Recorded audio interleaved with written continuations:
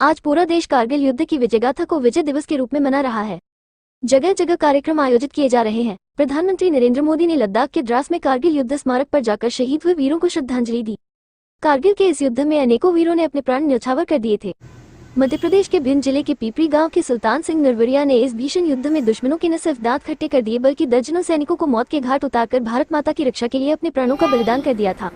आज विजय दिवस के अवसर पर पीपरी गांव में शहीद सुल्तान सिंह नरवरिया की प्रतिमा पर माल्या अर्पण कर गांव वालों ने श्रद्धांजलि दी।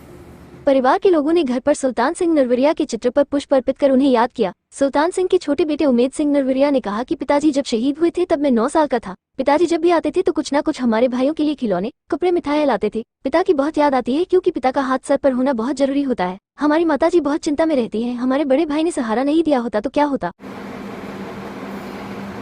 आज कारगिल दिवस को 25 साल हो गए कारगिल जो वॉर हुआ था और पूरे देश में बड़े धूमधाम से मनाया जा रहा है। कारगिल में शहीद हुए उनको सम्मान लोग दे रहे हैं, लोग बुला रहे हैं, काफ़ी जगह प्रोग्राम हो रहे हैं और कारगिल वालों को बहुत याद किया जा रहा है। क्या कमियां रही पिता के जाने के बाद? कमियां तो अब एक पिताजी के जाने के बाद तो कमियां ही कमियां हैं। एक बच्चे के सिर पे अगर बाप का साया होता है उससे बड़ा कोई साया नहीं होता, उससे बड़ा कोई साथी नहीं होता, उससे अच्छी कोई सीख देने वाला नहीं होता। बाप से बड़ा कोई है ही नहीं है। क्या उम्र रही होगी जब आपके पिता शहीद हुए थे उस समय? उस टाइम में मेरी उम्र करीब 8 से 9 साल थी जब पिताजी कारगिल में शहीद हुए थे। और जो मैं भी उनसे पिताजी से मिल के गया था। मैं ग्वालियर में, यूनिट उस टाइम पे ग्वालियर थी और मैं पापा जी से मिल के आया था। करीब 8-10 दिन पहले ही मिल के आया था, मैं मेरे ताऊ के लड़के दोनों। तो उसके बाद ही यूनिट का बुलावा आया तो सीधी ग्वालियर से यूनिट कारगिल पहुंची थी और 2 महीने पहले छुट्टी काट के गए थे पापा यहाँ से।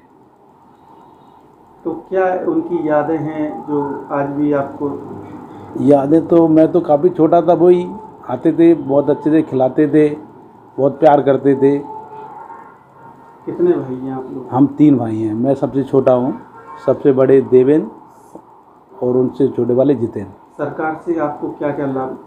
सरकार से केंद्र सरकार ने जो दिया था, एक तो पेट्रोल दिया था और दिल्ली में एक फ्लैट दिया था और कुछ ज़मीन दी थी। मतलब सरकार से आप संतुष्ट हैं? नहीं, हम बिल्कुल संतुष्ट हैं। सरकार मदद करती है, हर सहयोग करती है, कोई आज तक प्रॉब्लम नहीं हुई है, कभी कोई दिक्कत नहीं है, कभी कोई परेशानी नहीं है। जो भी सहयोग होता है सरकार सहयोग करती है। सेना में सबसे ज़्यादा भिंड जिले के ही हैं। ओवरऑल इंडिया की बात की जाए, सेना में सबसे ज़्यादा भिंड जिले के ही हैं। भिंड जिले के अंदर जो युवाओं में जो देश के प्रति चाह है और देश के प्रति कुछ करने की जज्बा है वो भिंड जिले में ही है। चंबल संभाग में, चंबल की मिट्टी में ही है ये, और कहीं पे नहीं है।